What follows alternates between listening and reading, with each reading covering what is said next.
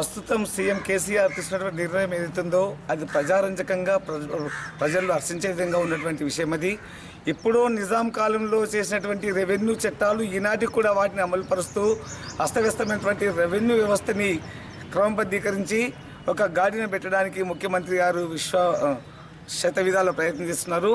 మరి రెవెన్యూ వ్యవస్థలో కొత్త మార్పులు తీసుకురావడానికి చేసినటువంటి కృషి అవుతుందో అది హర్షణీయం.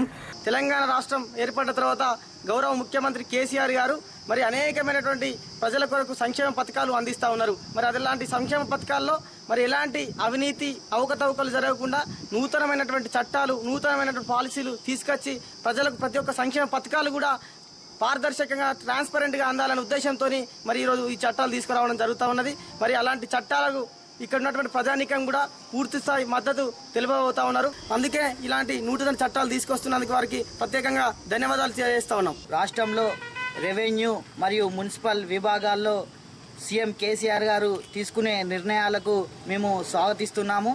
సీఎం కేసీఆర్ గారు వివిధ శాఖల్లో నూతన విధానాన్ని తీసుకురావడం మేము చాలా హర్షిస్తున్నాము.